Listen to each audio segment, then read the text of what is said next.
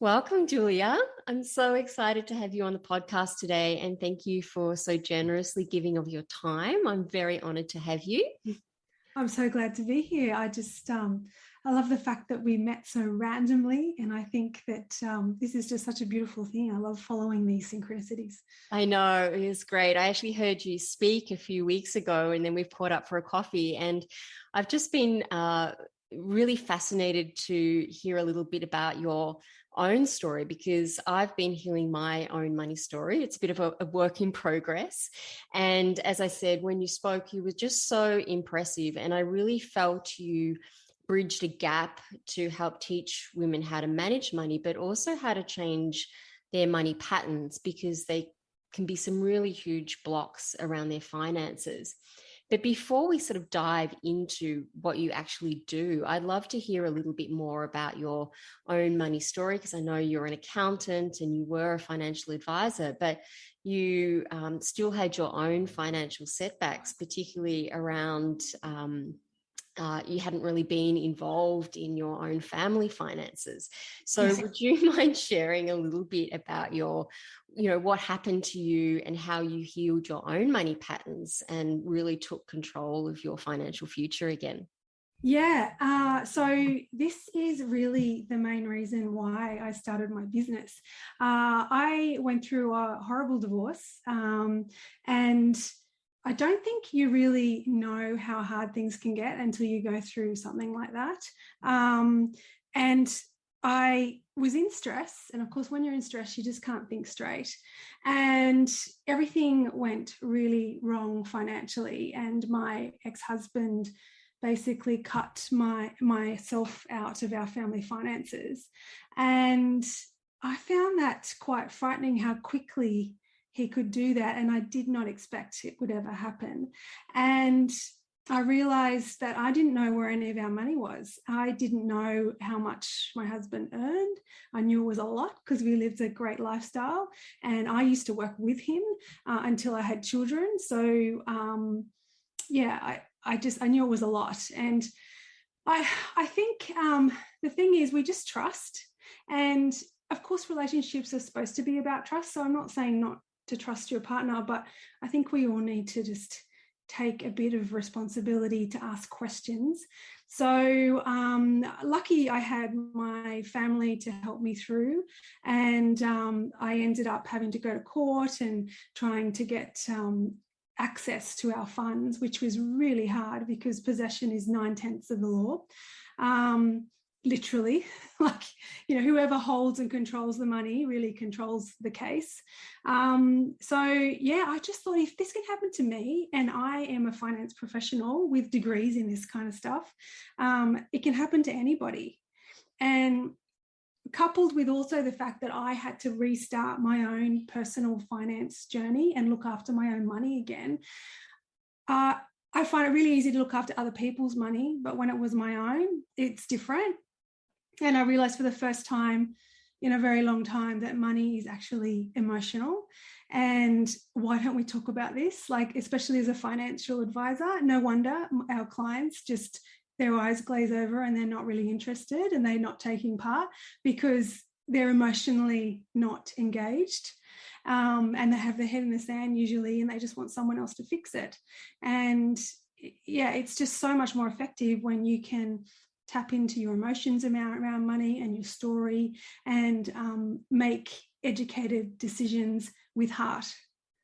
Yeah, I really relate to that. I literally, until a few years ago, I had my head in the sand around money. I wouldn't look at my money. I would, I get all these overdrawn fees because I wouldn't actually go into my account and I'd run up debt and all sorts of things. And so it's been a really interesting journey to actually begin to tap into that story and actually begin to heal it. So what is the way that you actually began to heal your own money story? Like, you obviously went through such an emotional and I'm sure quite traumatic event. And how did you really begin to heal that, even though that you had all this knowledge to begin with?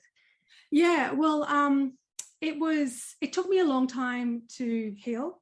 I was in court for 8 years. So that's a very long time. And I think I was just waking up my consciousness, so to speak. And sometimes it does take something this big to actually force you to think differently. And I read a lot of books on self-help, everything I could get my hands on to try and help myself to get out of this hole of hopelessness. And I got into feng shui. I got into money mindset. And I think those two things were really what brought me through to the other side, because I know how to make money. It's not hard. And I did go out and get an amazing job pretty quickly after I left my husband. But again, I did that with the use of feng shui. And I literally manifested that through feng shui, and it's so powerful. And the day I did that, I got a knock at the door, and one of my son's school mothers friends' mothers came to pick up her son.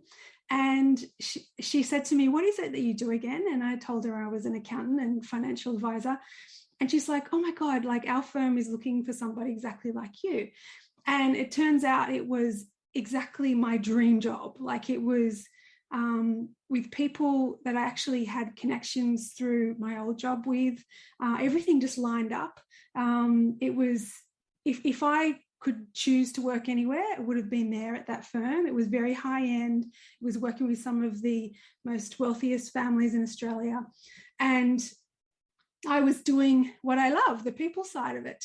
And I was like, wow, this is fascinating, because I've literally just written out these intentions and did all this feng shui work around that day. And so it works, right? But then once the money comes in, you also still have to be able to put it to use and not let it fall through your fingers. And again, this all comes back down to your subconscious and your money mindset and the stories that you've been told growing up, whether you believe you're good at money or not, which a lot of women don't. And it's not necessarily their fault. It's something that it's just a societal archetype that women aren't good at money. And up until the 80s even, a lot of the laws in Australia and all around the world reflected the fact that the legal system didn't believe that women were good at money. And so they protected them from their own money and from entering into financial transactions. We weren't allowed to apply for credits or loans without a man co-signing, apparently for our own protection. Like, it's just ridiculous when you look back on it. It's not really that long ago. And I just had this epiphany and this real shift on thinking that, like, it's not just the mechanics about how money makes money. Anyone can learn that. It's the mindset. It's believing that you can actually really make a change here, and you can have and be and do whatever you want. And if you can think it, you can do it, because you wouldn't have even had that thought if it wasn't somewhere in your inner being. Yeah, there's so much I want to unpack from everything you said there. There's so many amazing little gems in that. But the one thing I think I'll start with is really this whole, almost the energetic side of money as well as the structural side. And it really interests me, this integration between those more masculine structures that we need to do and to have around our money, but then also maybe what we could call the more feminine side. And this can be for men as well, not just women, but, you know, that more feminine side of flow and manifestation and energy and, you know, bringing that whole emotional side in as well. And how do you see those two really working together? Well, for women, it's all about collaboration and creativity and inclusivity. We're wired to nurture. So for us, money represents safety and security to be able to nurture the people that we love and ourselves. Whereas for men, they're wired to be the provider, to push and to just, you know, force outcomes. So I don't think one is better than the other, but I think there can be so many more synergies if we bring those energies together and look at both at the same time. Like, why not? Like, what have we got to lose by including some of the more behavioral aspects of money as well as the mechanics? Like, it doesn't hurt. Like, it can only add. So why not? Yeah, absolutely. And also just going back to what you were saying too about women's history with money, and it was something you actually mentioned in the talk that I heard you give is really about the lineage of women with money, and that men have been dealing with money for thousands and thousands of years. Yeah. And women have really only come into really the scene in, I guess, the last 50 years, maybe longer for some, but in some ways. But how does that really create that story for women, and really how that lineage is really brought in some limitations around thinking about money? Yeah. Well, for starters, it's a lot less than 50 years. Like, it was still happening when I was a young girl, even when I first started my career.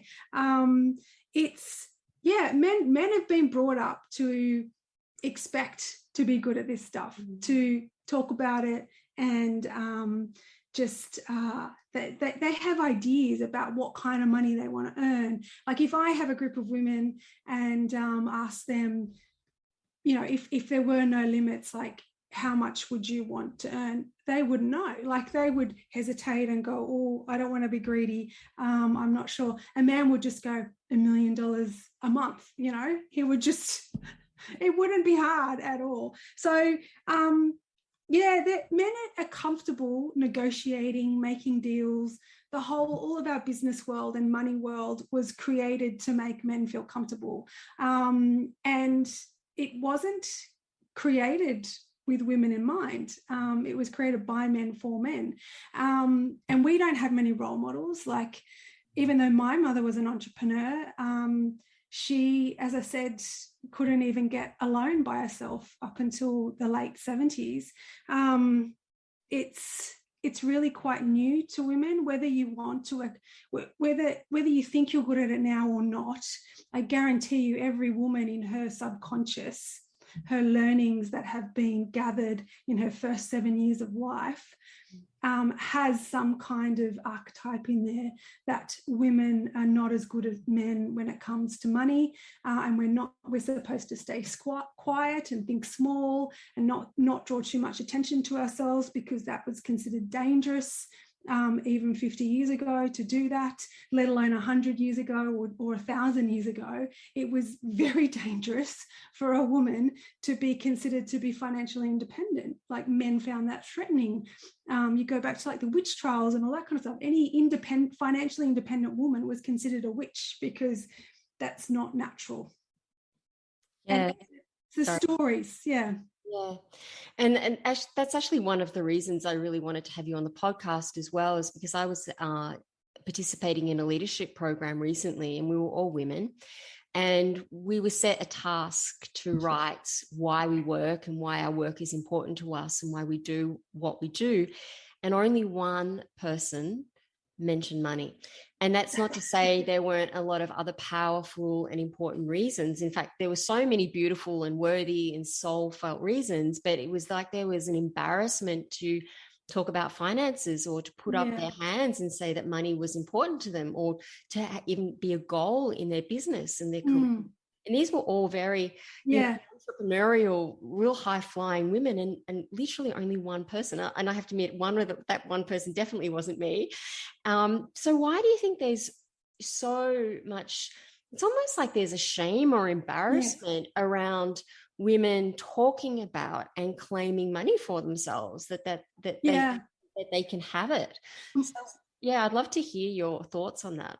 Yeah, most definitely. I just think women have so much untapped potential in this kind of area, and it's my mission to help women to understand that making more money is a good thing for women, and having more money in the hands of women will create different outcomes in the world, because women spend money differently. As I mentioned before, we're wired to nurture. So it's statistically proven that women spend money on their family and people close to them, and philanthropy. And so when a lot of the charities go into third world countries, now the new philosophy is that they teach the women all the skills to build the schools, dig the wells, and how to, all those engineering skills, because they used to teach the men, and then the men would learn them, and then they just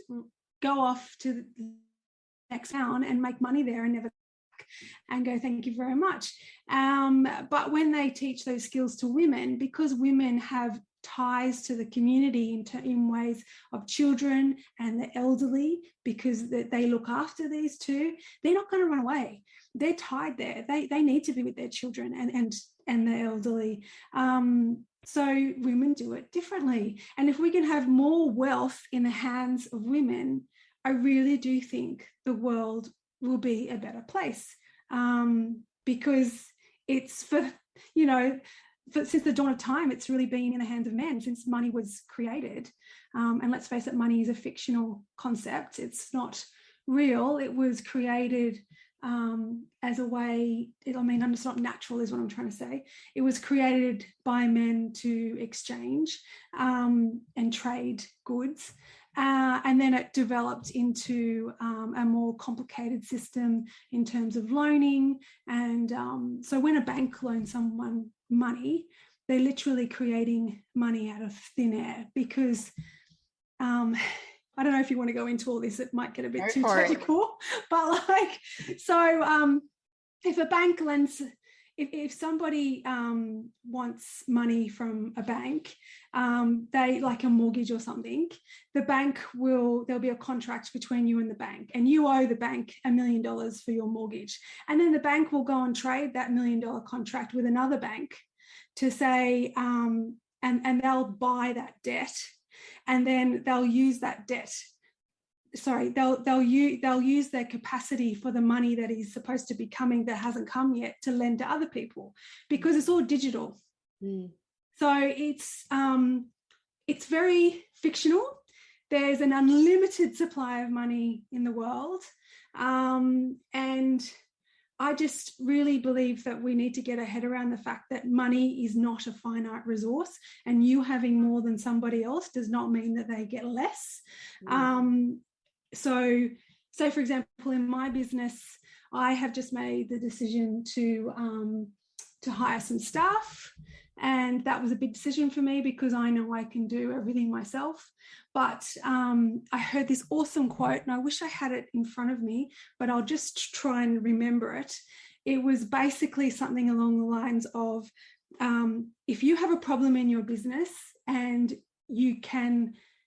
there's a way to solve it by throwing money at it, throw the money at it, because you can always make more money, but time is a finite, limited resource. You cannot get that time back.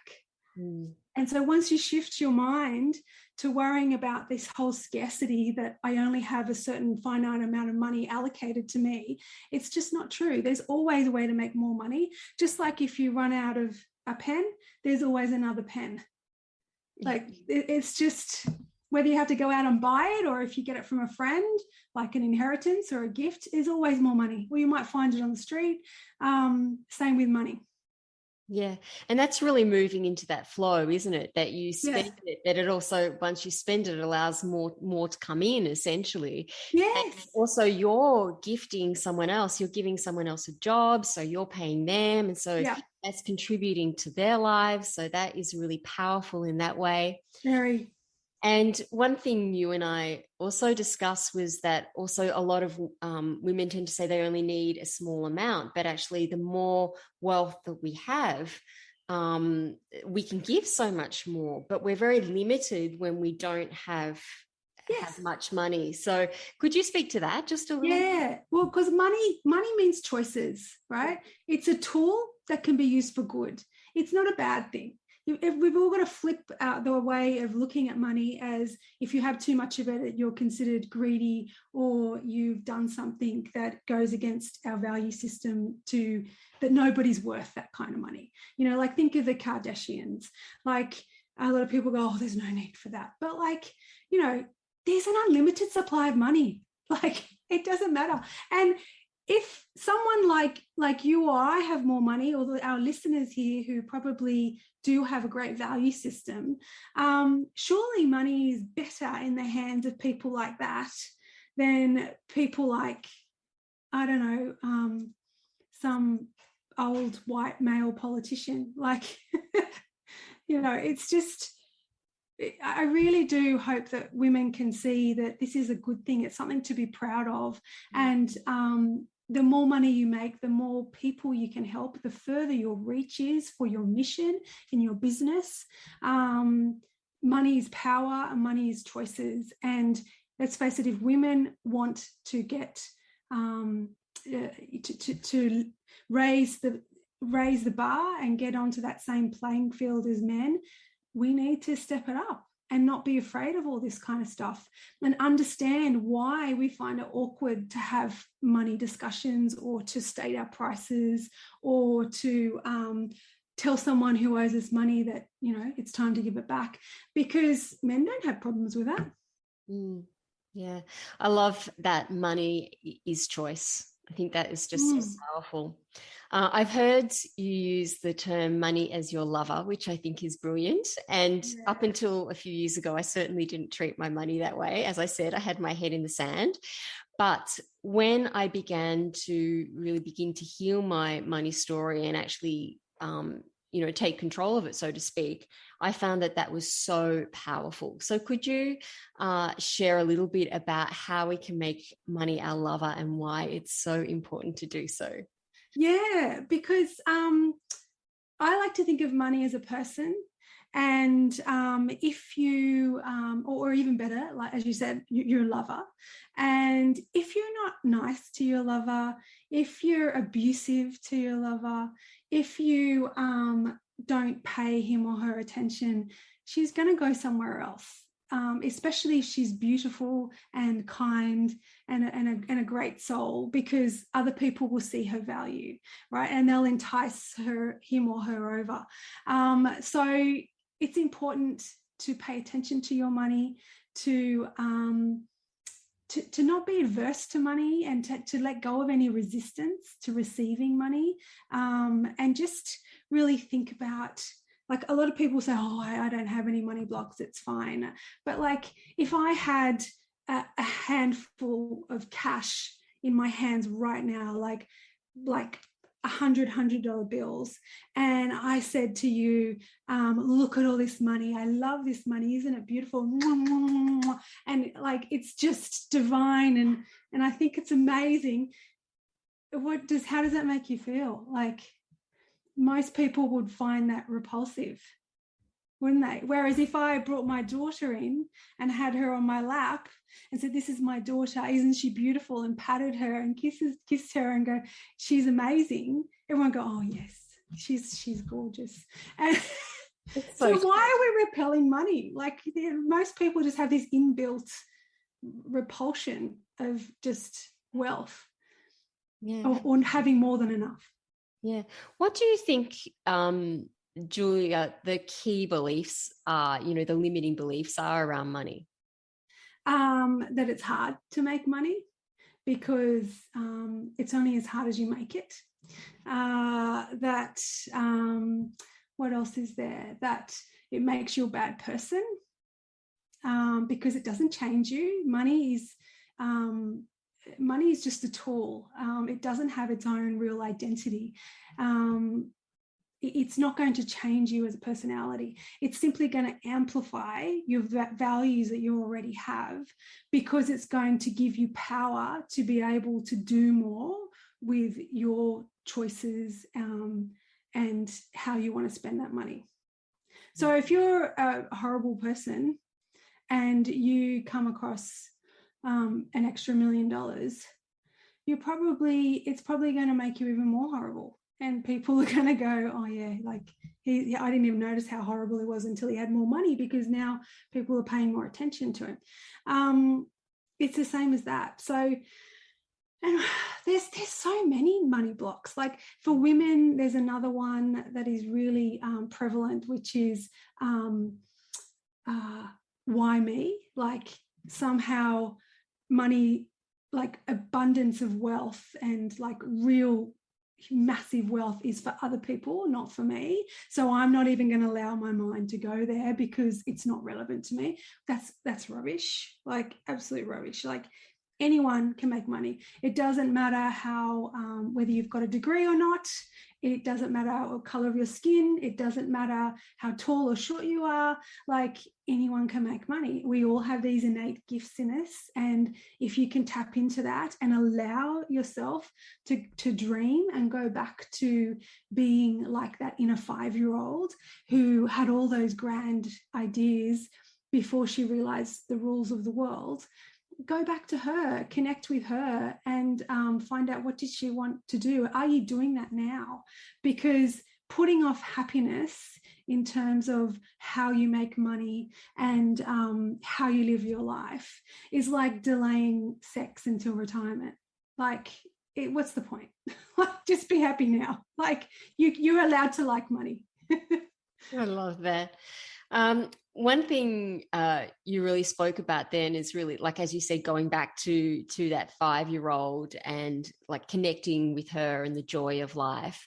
And what are some of the key, tools that people can do to actually start to shift their money story? I mean, I know you go into this in a lot of depth in your program, but if you could just a little snippet, that would be awesome. Yeah, sure. I think, first of all, you have to actually acknowledge the resistance that you already have. So if you go back to that example I gave you about with, if I have a whole heap of money in front of you and I'm in love with it, like what kind of feelings did that bring up for you? Like list them down. Think about all the different sayings you heard growing up about money, good or bad. And just any experiences that you remember. For some people, their parents fought about money. So to them, their subconscious belief, whether they're aware of it or not, is that if they get too much money, it will bring in arguments into their relationship and unsettle everything, which is not true. Like, it's just, we have so many of these experiences growing up that they're not even our stories. They're problems that our parents and grandparents and their grandparents had that were passed down to them. Like, don't waste money. Money's dirty. Like, if you say that to your kids, we all used to say, don't pick up the money, money's dirty. And, it's just all building up and compounding these different layers of repulsion about physical hard cash, that it's somehow gangster-like and not for good people, There's nothing, I'm not religious at all, but like, there's nothing in the Bible that says that money itself is evil. It's about how you use it. And I just think God or source, whoever made us with these desires inside of us, and we're here to grow, just like plants are here to grow, nature, we are here to grow as well. And you can grow so much faster and have so much wider, longer branches if you have wealth. It makes life so much easier. So yeah, find out where you're blocking yourself, and then so go back to the past and uncover all of that kind of story, those storylines, and then think about what your fears are today, and then try and find this pattern that connects them. And you'll realize that a lot of your fears today are related to stories you heard growing up, and they're not even yours, and they're definitely not true. Yeah. And once you let go of it, oh my God, it's so powerful. The shifts that happen, the liberation of just letting go of that drama.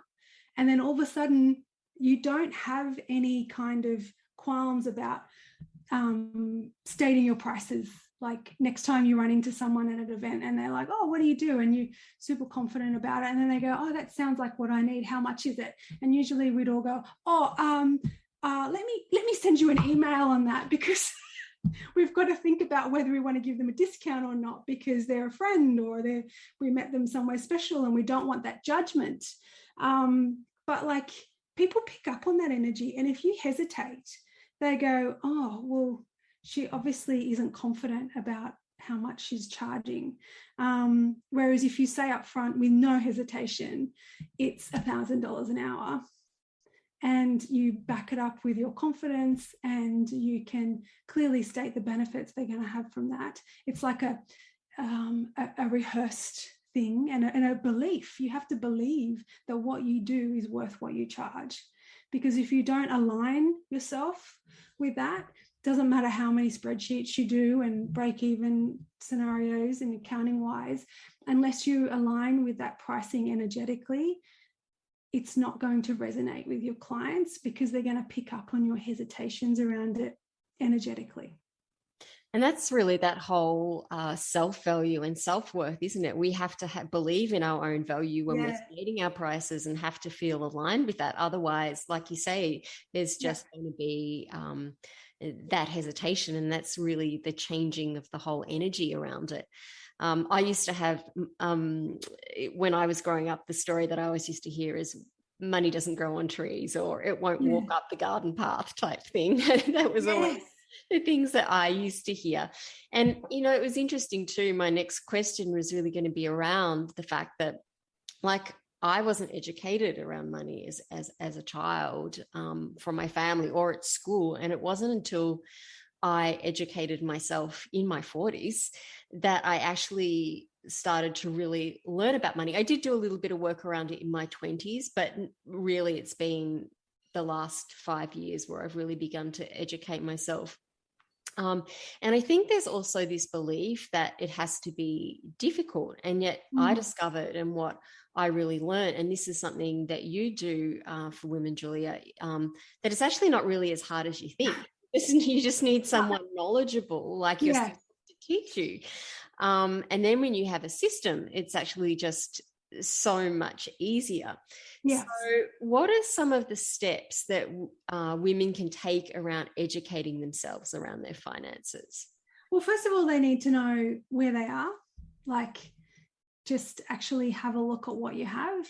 I've got lots of free resources on my website to build yourself a balance sheet, which is your assets less your liabilities, and then also look at your cash flow, your monthly kind of cash flow. I'm not asking people to look at that because I want them to freak out and go, oh my God, I'm spending too much and I've got to cut back on my lifestyle. That's the last thing I want to tell people to do. I want people to elevate their lifestyle, because if you elevate your wealth consciousness, that self-worth and self-respect comes up too, and you deserve great things. And I want you to focus all that attention, instead of ways to cut back, ways to make more, because there's plenty of ways to make more money, and most of those ways are right in front of us, but we can't see it because we have these blinkers on, which is our money stories and beliefs.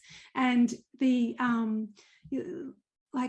a conscious bias that goes on that doesn't even notice half the options and opportunities to make money in front of us, because we don't believe those kind of options are for us.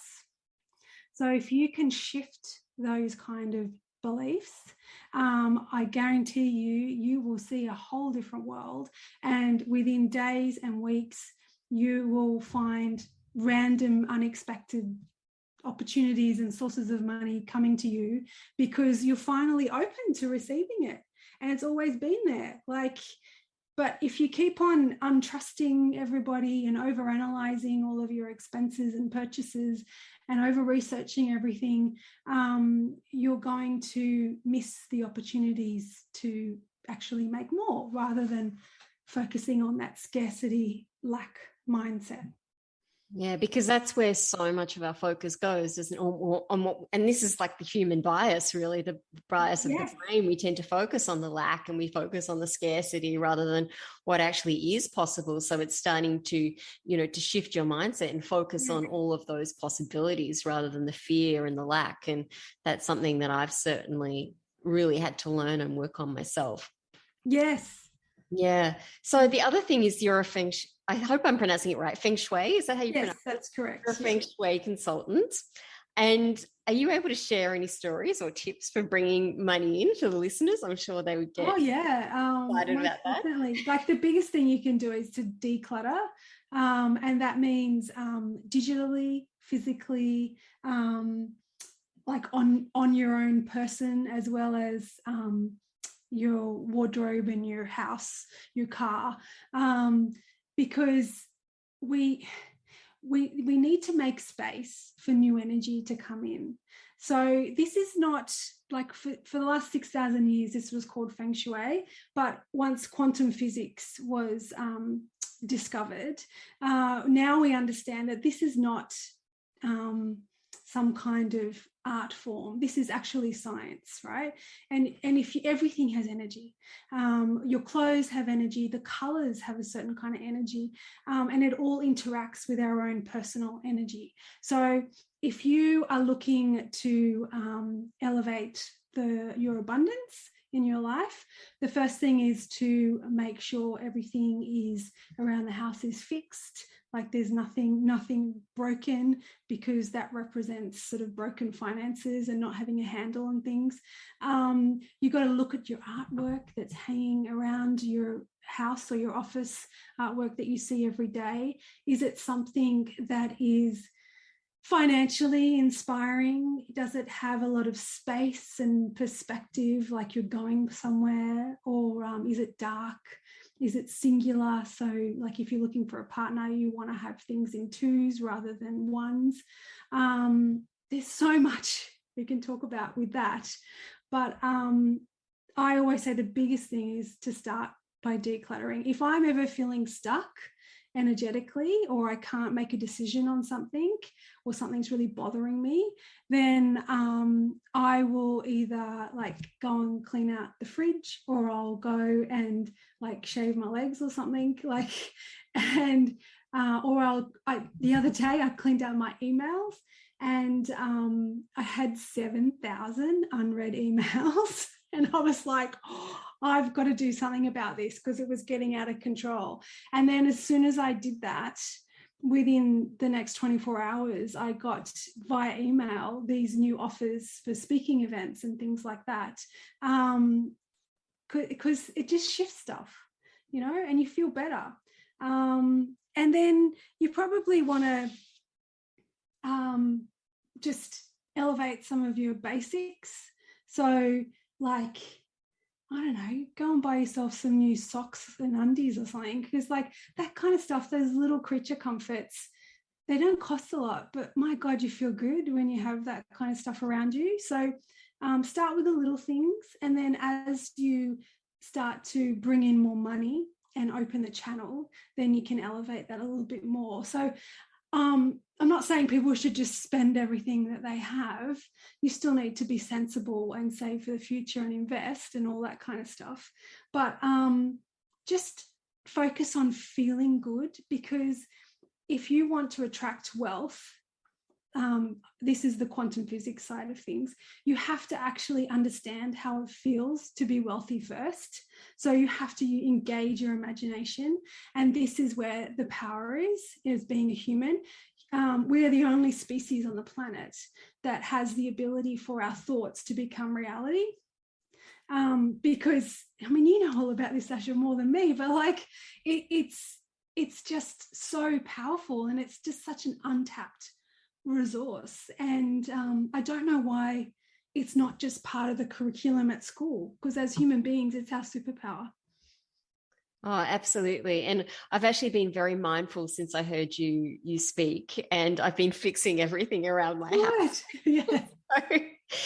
And it is powerful when you find it feels much better to be in the space. Yes. And it can be just these tiny small things, as you say, to elevate. It doesn't have to be some huge output. Yeah. It can be these small little things that just help you feel better, and you put that energy out into the world, and that's what we also receive back in. Yeah. Just you actually mentioned as well a program that you're doing for kids. Oh, And I yeah. know there's something that I was never taught at school. And you just mentioned it then, we weren't really taught. Why weren't we taught? No. Why weren't we Yeah. taught manifestation 101 as a part of No. Yeah. curriculum? But how do you think teaching kids at a young age about money can impact them? I think that's so important, especially in the first 7 years, which is the years when we're imprinting.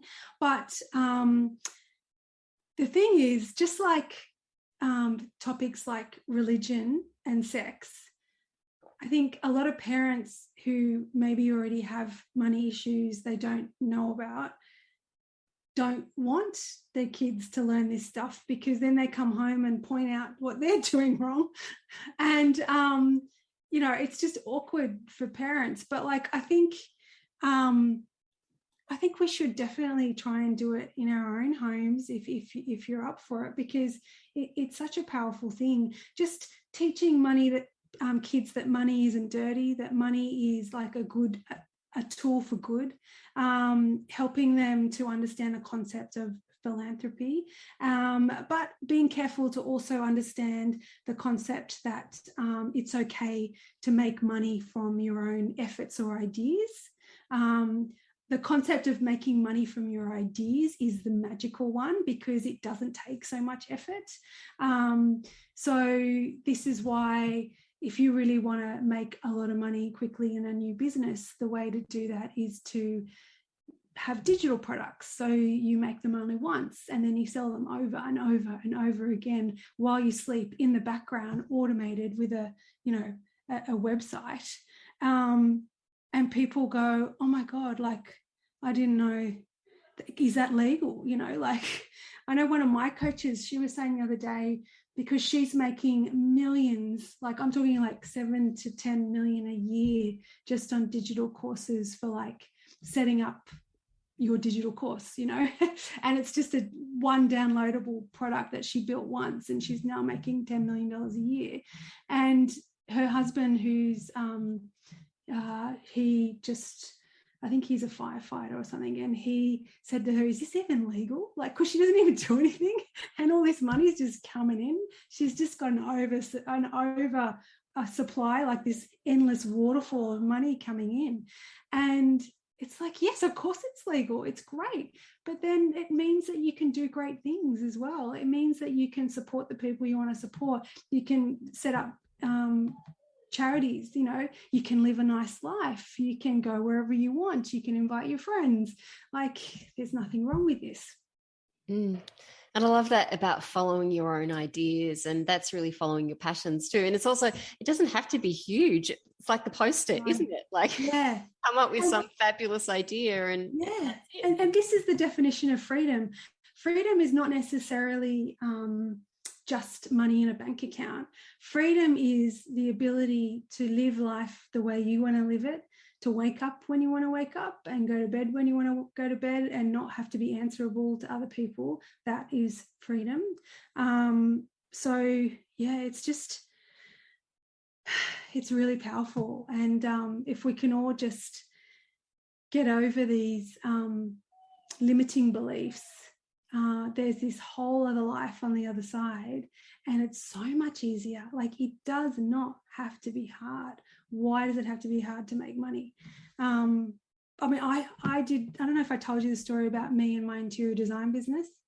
I don't think so. No. So when I first left my husband, I thought, right, I'm going to not go and get a job. I'm going to go back to uni and do a whole new degree in design. Even though I was a finance person. And because I just thought I wanted to do something different, and something that lit me up.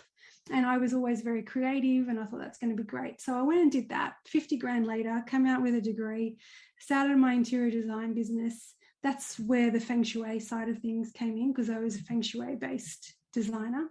And it was really hard to get it off the ground. And people kept just asking me for financial advice. And I'm like, no, I'm an interior designer. And then I learned about money mindset and blocks and limiting beliefs. And I found out my biggest limiting belief was making money is hard. And I had been making it hard for myself. Like, it wasn't hard for me to get a job. Like, as I said, my dream job, it just fell into my lap when I was ready for it. That wasn't hard.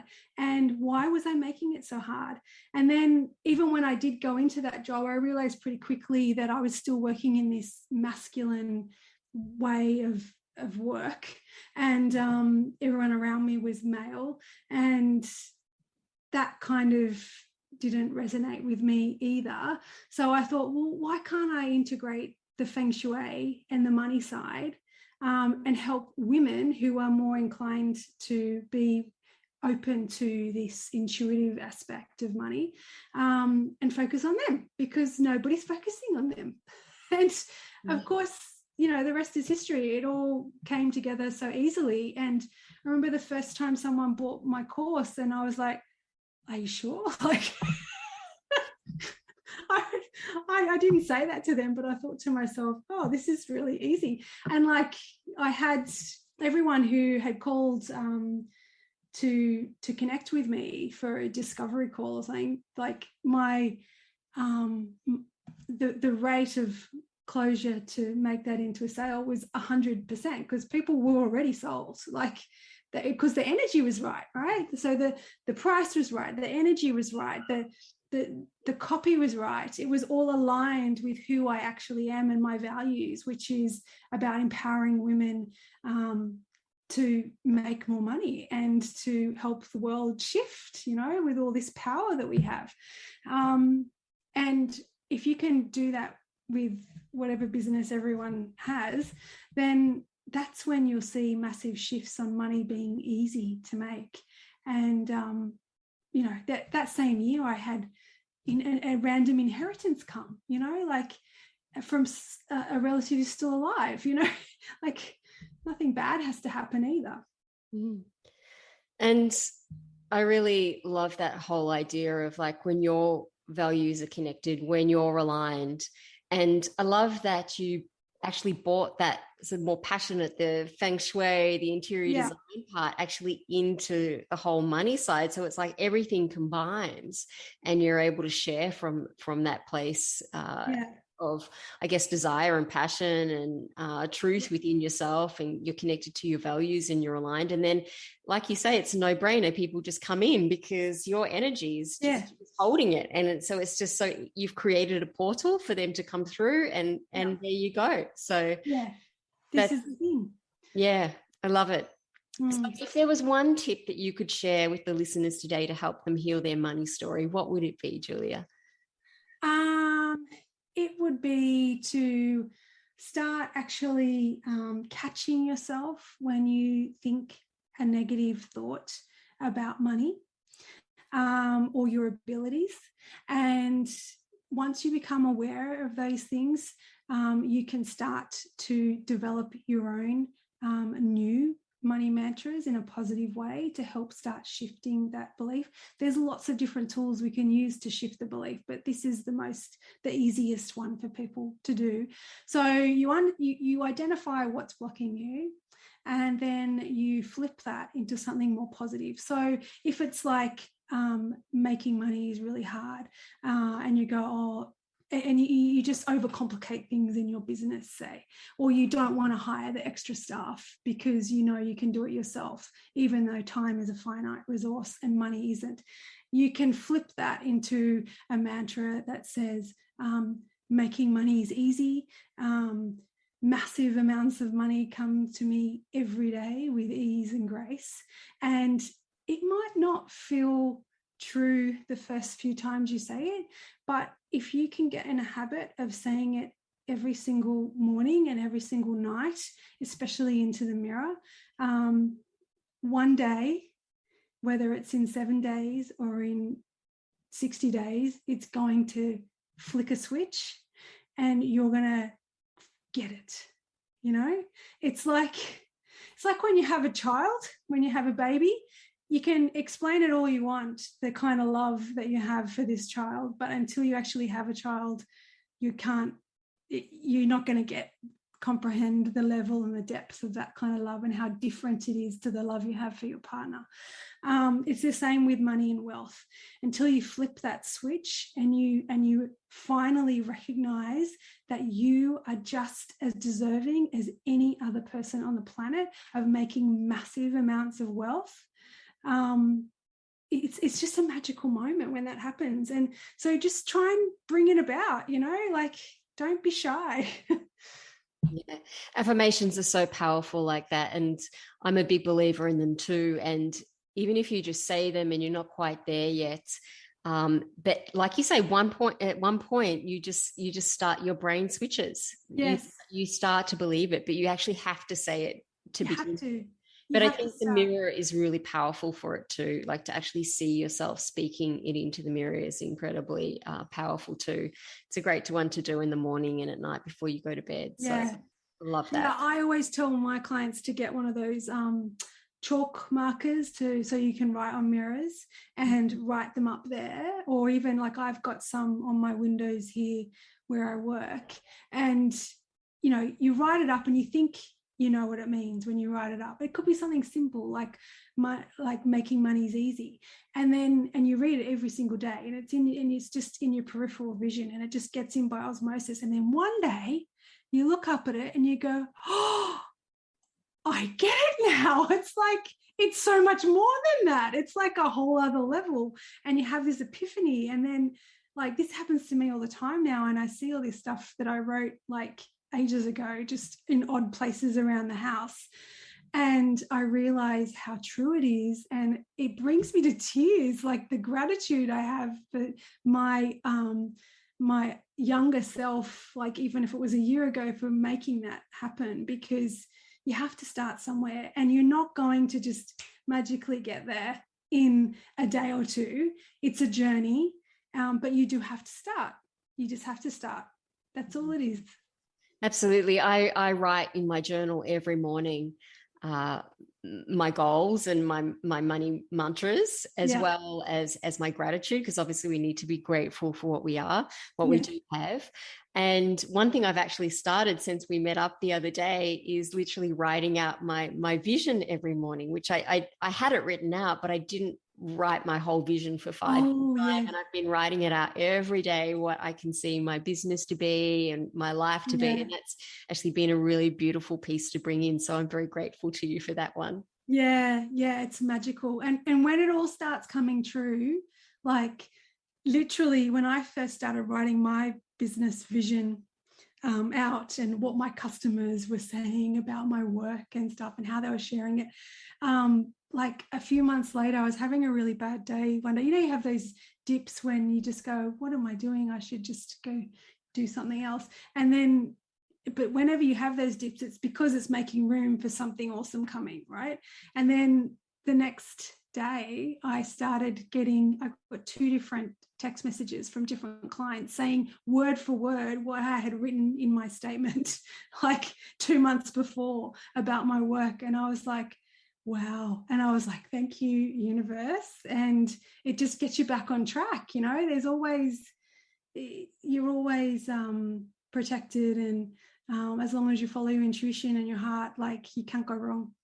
Yeah, no, such a great tip. And I love that people, literally called you or wrote you with exactly your words. It's amazing how it works. Yeah. So, Julia, I'm sure that after this this conversation, so many people are going to want to work with you. So how can people work with you one-on-one or do your courses? Can you tell us about what you've got going on? Yeah, sure. If you go to my website at loveluckwealth.com, I have group courses, which is a new program. So it's at a foundational introductory price, which is the best value that you can get. And it's limited to only 6 people at a time, which is awesome. So you can enroll in that. Or of course, there's one-on-one courses that I do, which is just you and I over Zoom once a week for an hour for about 8 weeks. And that's called The Money is My Lover. And that's my signature program, which is the transformation of your relationship with money, with the last 20% being the actual financy stuff, which you're actually ready to take in by the time you've got through all these blocks. And this is why it only needs the 20%, because it's really not that hard. You just have to be open to receive the information and let it in and just do it, because you won't have any resistance. I love that. It sounds so powerful. Yeah, it's great. So thank you so much for being on the podcast today. I've just loved this conversation. I think there's just such a wealth, literally, of information there. And I really appreciate your time. It's been such an honor to have you. Oh, same. I really, I'm so glad to be here, Sasha. And thank you for doing the meditation at the beginning before we started recording, because that really helped me to get grounded, and so powerful. Yeah, meditation all the way, hey? Yeah, it's fantastic. I just found that conversation so inspiring and so powerful. I hope you did too. If you enjoyed this episode, please do like, subscribe, send a review, would be absolutely amazing. I'd be so grateful. And thank you so much, as always, for being here.